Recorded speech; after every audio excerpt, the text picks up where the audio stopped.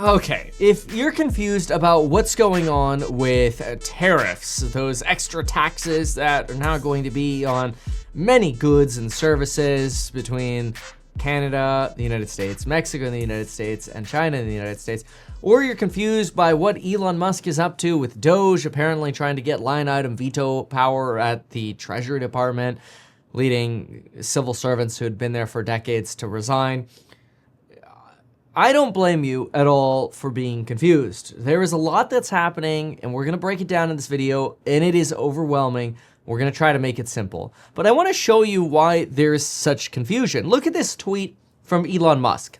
Elon Musk says, Todd Young is a deep state puppet.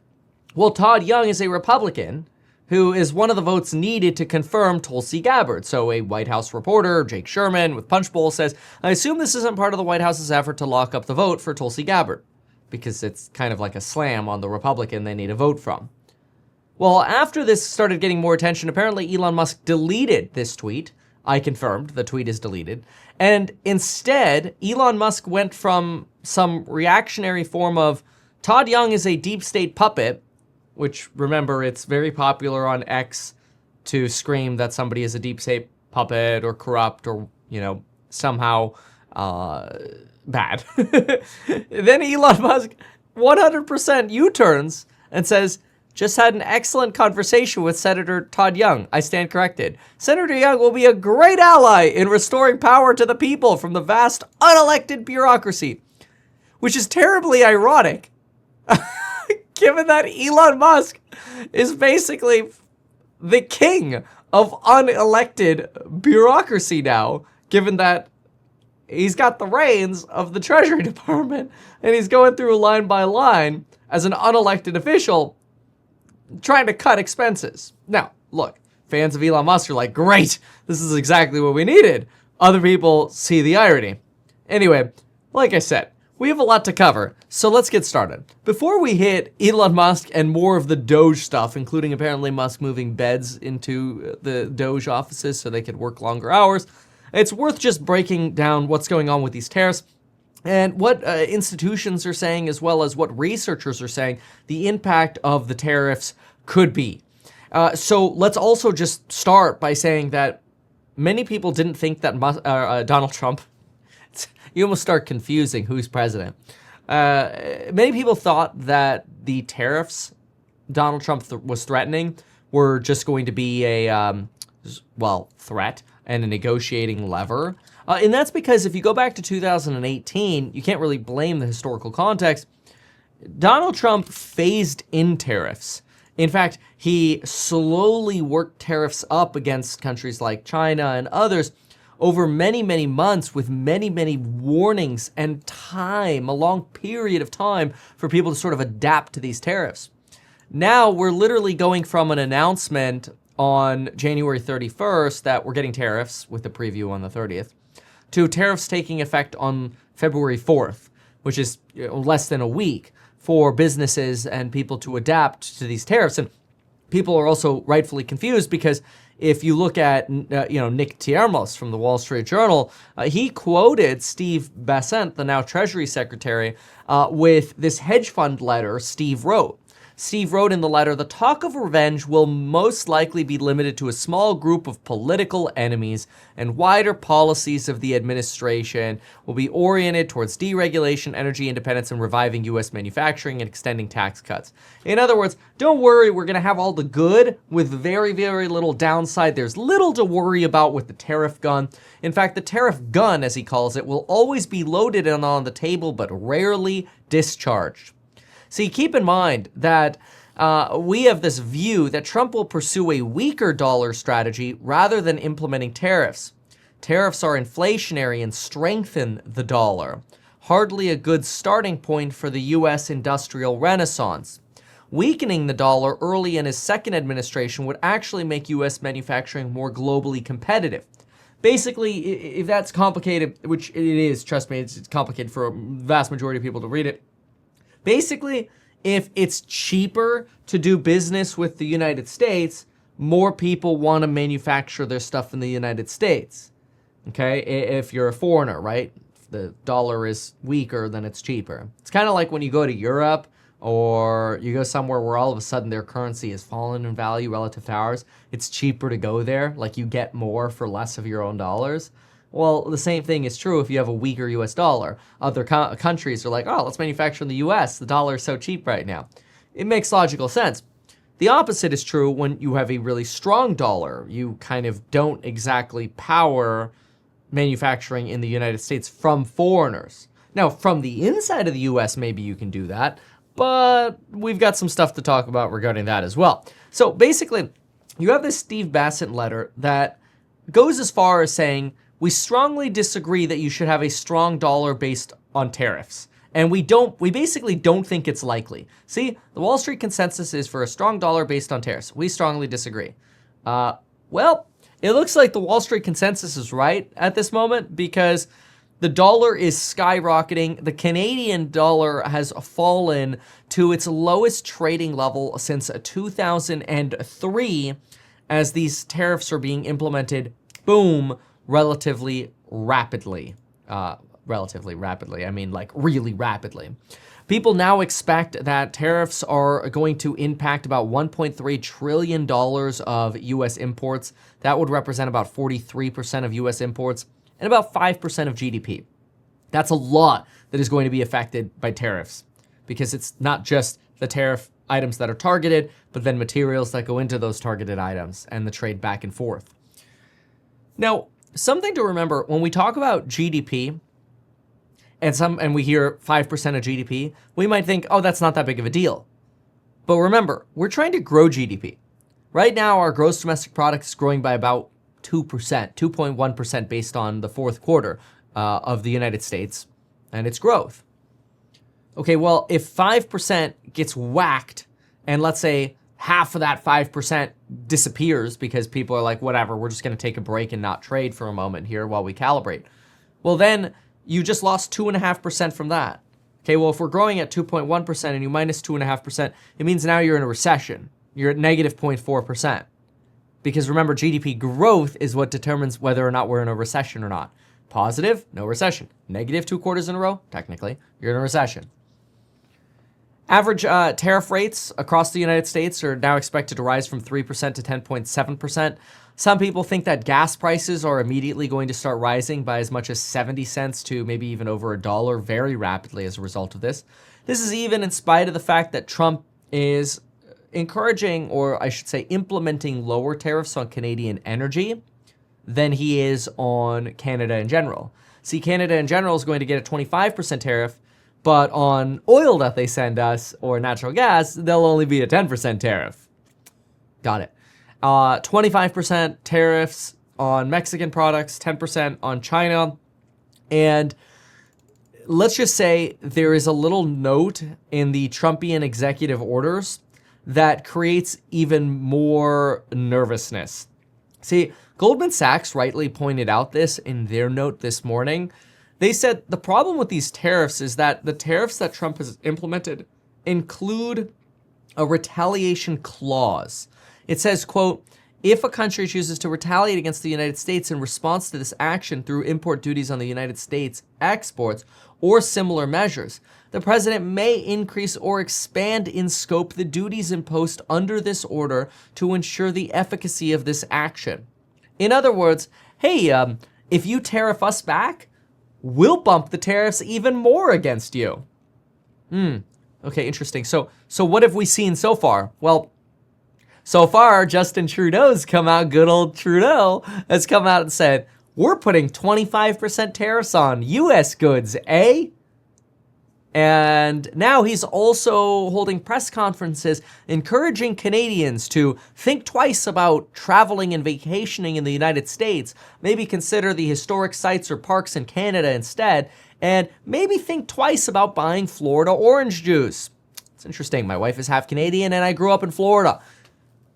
I'm going to start charging her tariffs. Anyway, okay, bad jokes. Anyway, what's interesting here is if you actually look at social media, this is going as far as people getting shamed in Canadian grocery stores now for buying American products. People are literally going up to folks in the grocery stores shaming them, saying, don't buy that. That's a Trump product. And there are protests over this as well. This is expanding rapidly.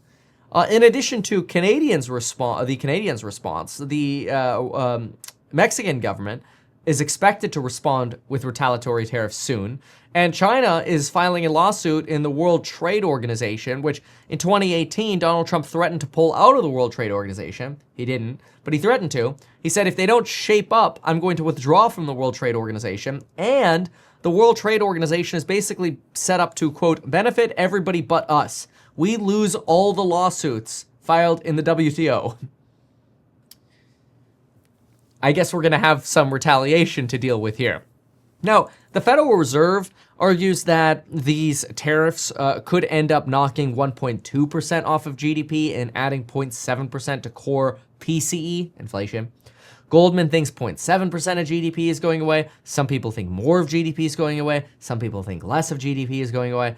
But let's just put it this way. Everybody is in agreement that this will be a net negative to gross domestic product. So in other words, it just pushes you closer to recession. We really need to I think about it kind of like, imagine you're a rocket, okay? You're a rocket, you're going straight up. And then all of a sudden somebody put saran wrap in front of you and you're like, I got to get through that saran wrap. Well, you just lost some thrust, right? And so you need more in the boosters. You need more gas to kind of keep the boosters going through all the roadblocks that are getting put up. All right, it doesn't help at the moment. We'll look at some studies and some research as well in a moment, but it's worth noting estimates are going to vary for a while, and the current estimates are that the benefit of these tariffs, maybe, best case scenario, would bring us in about $2.5 to $3 trillion in revenue, but the downside is that they're going to cost us somewhere around $4.6 trillion over 10 years. This is over 10 years. This is per Bloomberg. And so basically, they're going to cost you somewhere around, I don't know, let's say, for every dollar that you save, let's do it that way, and we'll go with the best case scenario. For every dollar that you save through these taxes, you're probably going to lose about $1.53. So this is why a lot of researchers call tariffs very inefficient, like an inefficient tool for collecting revenue for the United States government. They see it as like, hey, there are better ways to actually make money. In fact, there are a few research papers we could look at just to see what this looks like. I'll go ahead and pull those up so you can see them. Take a look here. Who's paying for U.S. tariffs? A longer-term perspective by Princeton. Princeton here argues that when we looked at steel tariffs, about 50% of steel tariffs were borne by foreign countries because they lowered the cost of their steel. However, the other 50% was borne by us, or the buyer of the steel. And now sometimes there can be a lag in steel just because usually people lock in steel contracts for 6 to 12 month terms. But the point is, you kind of had every consumer of steel or maker of steel equally get hurt. There wasn't really an imbalance here as to who was punished. Now, if you look at another research piece by CES IFO, we find that during the U.S.-China trade war, U.S. punitive tariffs were almost entirely borne by U.S. importers, and only 68% of China's retaliatory tariffs were paid by China's importers. And this is in part because the stuff we import from China is often electronic or chip equipment or computer-style equipment, whereas the stuff that China is importing can be fruit or other like aircrafts, which are often deemed to be a protected industry. Boeing and their lobbyists make sure that there are fewer tariffs. So they break them down and they say they're low pass-through tariff items and high tariff pass-through items. Pretty much in English, the stuff that we take from China usually gets hit with the full brunt of the tariffs. The stuff we send to China usually doesn't. That was their take. And then there was another piece put together by the NBER, and they reported that obviously the stock market gets hit in environments like this. Tariff announcements resulted into 4.3% market declines. Market dropped 12.9% over a 3-day window around market announcements in 2018 and 19 around tariffs. The counter view is that the very short-run stock market response time to a tariff announcement may not reflect the actual impact of tariffs on fundamentals. And in other words, it takes even longer to sort of assess the real impact on the economy. In other words, if you're studying the impact of tariffs, you have to be careful to say, oh, the stock market went down, it's bad.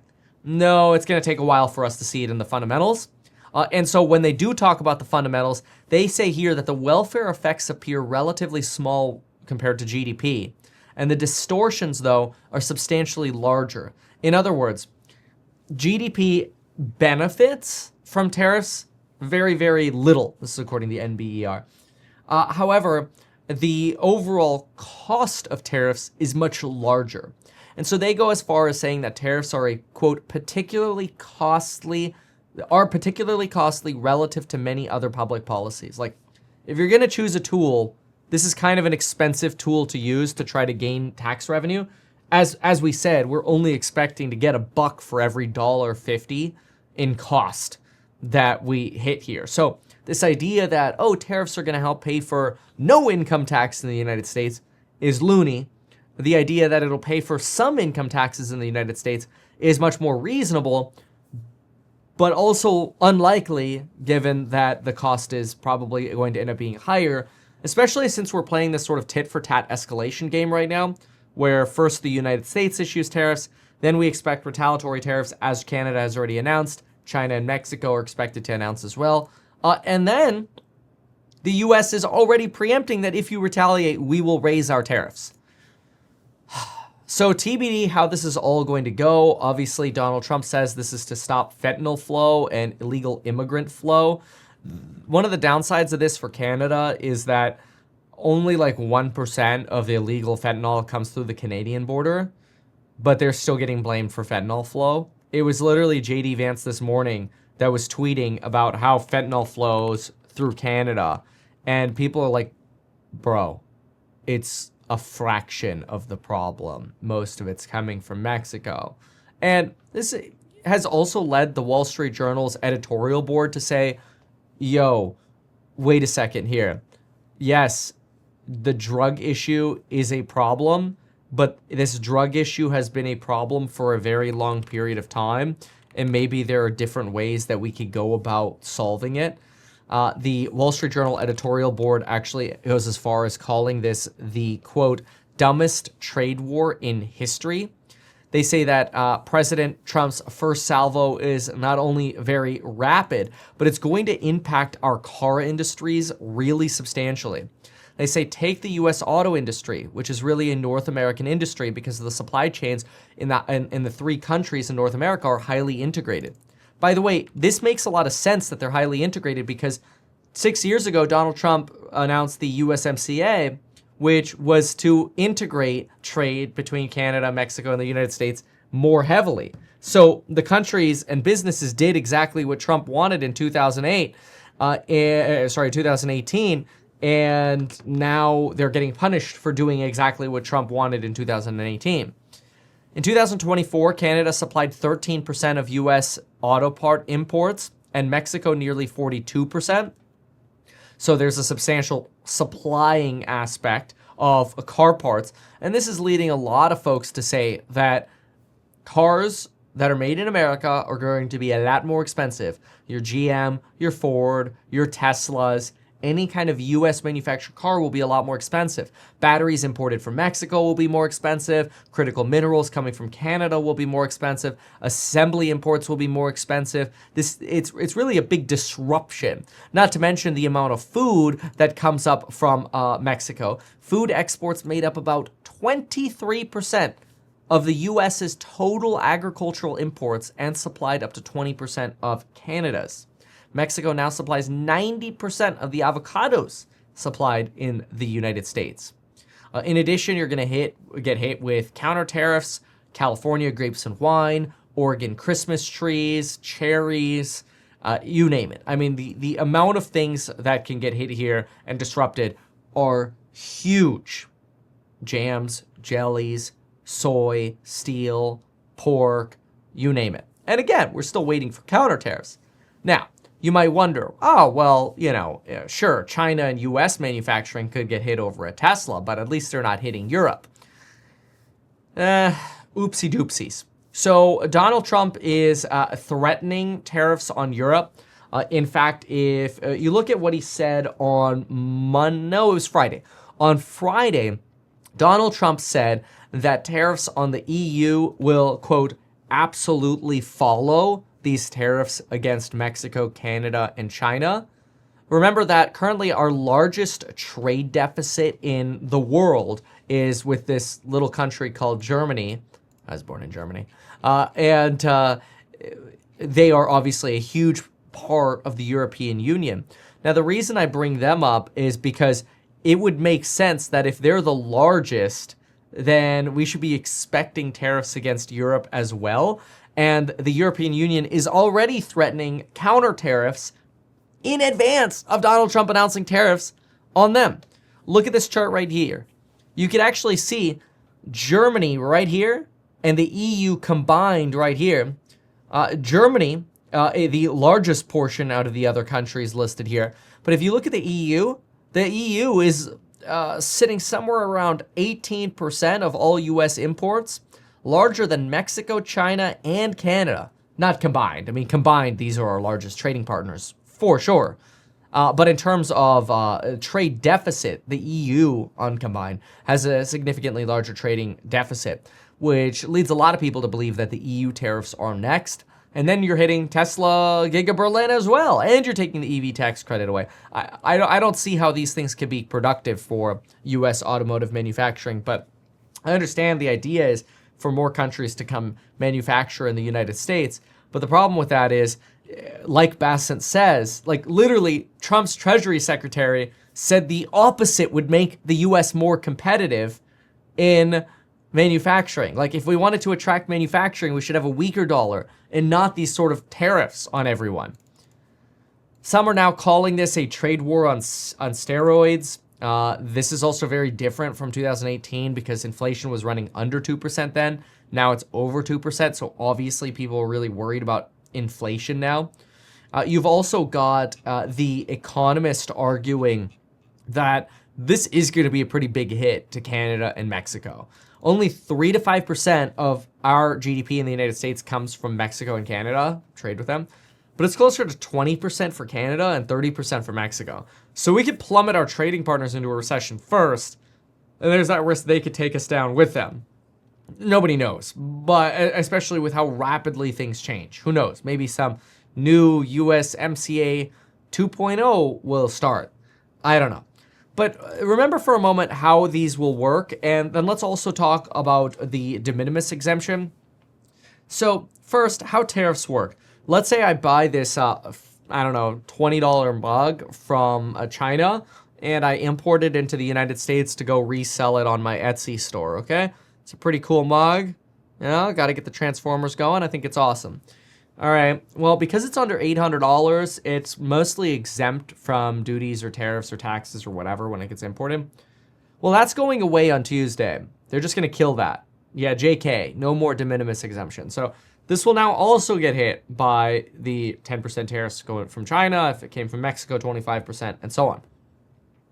So that's going to hurt the Temus, the Alibabas, all the little,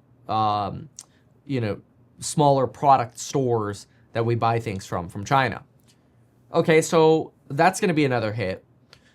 But think about also, imagine this Transformer was actually a container ship full of stuff that's going to get loaded into Walmart or Target.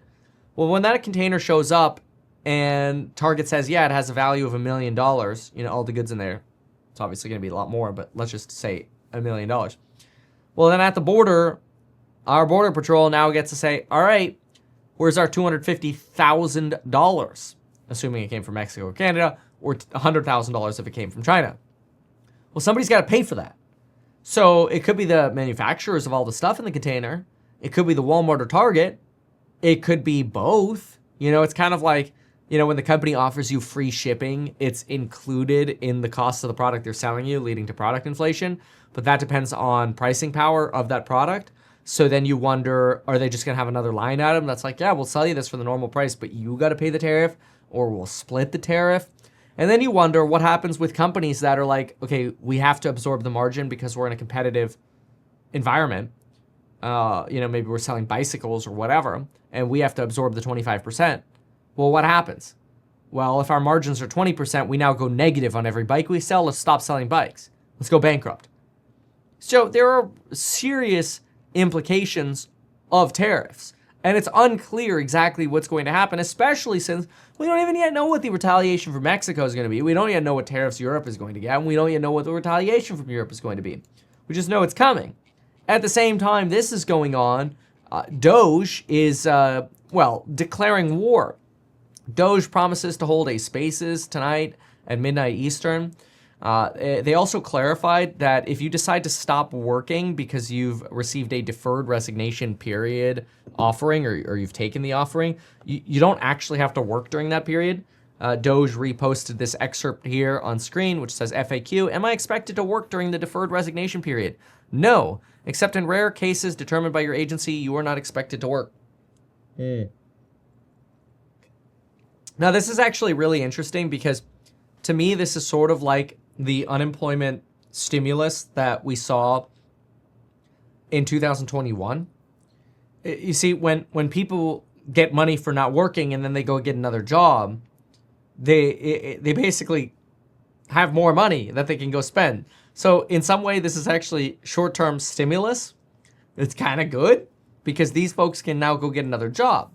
The question is, are you going to be able to get another job? What I recommend, not personally, because I don't know what your situation is, but I would recommend, likely, often, is that if this is you, I would, as quickly as possible, take the deferred resignation period, keep getting paid until September, but go get another job as soon as you can. The reason you want to get another job as soon as you can is because you're likely going to be in this place of, oh crap, everybody's trying to get another job with the same set of experiences that I had. So let's say you're a bean counter at the government.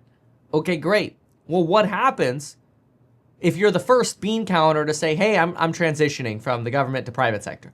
Cool, you might have a job opening you take advantage of. You can bring your experience and perfect. You adapt to the private sector. Fantastic. Okay, well, what happens if you're the 100,000th bean counter to look for a job? Well, the private sector's like, we already hired 5 of y'all at this company and 20 at that company and 50 at that company. And all of a sudden, everybody's already got their government bean counters. So then, do you need more of them? No. So then the money that you're going to get offered will likely be lower than it would be today because there's an excess supply of you. So, I would start looking for a job right away. Just looking at the economics of that, right? I don't want to get left behind. DOGE is also hiring, looking for world-class talent to work long hours and identify and eliminate waste, fraud, and abuse. It is a little interesting how quickly, though, Elon Musk can sort of flip on his opinions because, on one hand, now he's calling USAID a scam and corrupt. They distribute somewhere around $50 billion of US aid annually. But then again, we saw what he did with the senator just at the beginning of this video, where all of a sudden it's like, he's a deep state puppet. And it's 3 hours later, he's great. There's no one better. Okay, this is also leading to some confusion around what's going to end up happening with the funding for certain services. For example, there's screenshots going around about how DOGE is identifying all this money going to the Lutheran Immigration and Refugee Service. And it's literally tens of millions of dollars. But then when you look at what the Lutheran Immigration and Refugee Service does, it's not actually like a donation to a church that's doing nothing but buying new pews. This is actually an expense of the Department of Health and Human Services that's providing money to an agency taking care of unaccompanied minors. So basically, when you have children that are refugees, they house them, they feed them, they take care of the children that are alone. Now, I'm not saying they need all of this money and that there's not waste, but the point of reporting this is that we could look at a sheet like this and go, man, why is the government throwing all this money at what looks like potentially a church organization, a religious organization? But then when we dive deeply, it's to save the lives of children that are abandoned or separated from their family. Like, what happens when you're a child, you're in second grade, and you come home and mommy and daddy have been deported? Now, technically, you're a legal citizen. Donald Trump tried turning that around, but that got held up in courts in violation of the Constitution. So you're here, but now you don't have a mom and dad at home anymore. well, where do you go? Who pays for your food? How do you still get to school? How do you survive? So, if at the same time you're kind of cutting at both ends, you wonder, okay, well, what happens to all of these folks? Now, another thing DOGE is doing is apparently they're canceling contracts related to diversity, equity, and inclusion. You can see this screenshot here that they posted saying they're cutting about $1 billion in admin costs for diversity, equity, and inclusion contracts. There's no detail in how there were $500 million of expenses for the Office of Personal Management, or how the FAA had $45 million in DEI-related expenses. USAID is in here at $375 million. There's no breakdown into exactly what's getting cut here. So it's a little tough to say that all of that for sure was for DEI. But other than their headline saying DEI-related contracts, they forgot the hyphen. DEI-related contract cancellation. But anyway, this is interesting. We're definitely in a little world of uncertainty and shake-up environment. Now, again, a lot of people are looking at this going, this is great. Other people like David Lebryk, who rejected Musk getting access to the Treasury Department's data, was put on leave by the Trump administration, and then the guy resigned. Now, the Treasury is technically like your bill payer. They're like the accountant. So it's like, hey, we need X thousand computers. Treasury's like, all right, where do we send the check to? So they don't actually like criticize what you're spending your money on. The money's authorized by Congress and delegated to the agencies, and the agencies spend it, and the Treasury pays it. Musk now has been given access to monitor outflows at the Treasury Department. So people think he's basically going line by line, like, yeah, no, let's cancel that, which a lot of people actually really support, this sort of like line item, accountability. But the line item presidential veto that Bill Clinton used all the time was ruled unconstitutional because, again, it's Congress that decides where the money goes, and then the agencies spend it. So this is kind of an interesting outside of government, unelected, bureaucratic process to line item veto spending. Democrats argue this is data theft, it violates the law. Republicans are like, the big boys are in charge now. Okay, well, this is really interesting. I mean, we'll see how all of this develops, but as you can see, this is a lot. This is a lot of uncertainty for markets to deal with, and we'll see where the cards fall. I mean, so far, it seems like Bitcoin has slightly recovered a little bit from its low this morning, sitting at about $98,000 right now. That is down from where we were, before these tariffs were announced at about 105,000. And it's been steadily declining over the last 5 days. You can see that on screen here. But a little bit of a bounce here in just about the last 30 minutes while the filming was going on from a low of about 97,000. Anyway, there you have it. If you found this sort of information helpful and the summary helpful, please consider subscribing to the channel, and we'll see you in the next one. Thanks again, goodbye, and good luck. Why not advertise these things that you told us here? I feel like nobody else knows about this. We'll try a little advertising and see how it goes. Congratulations, man. You have done so much. People love you. People look up to you. Kevin Paffrath there, financial analyst and YouTuber. Meet Kevin. Always great to get your take.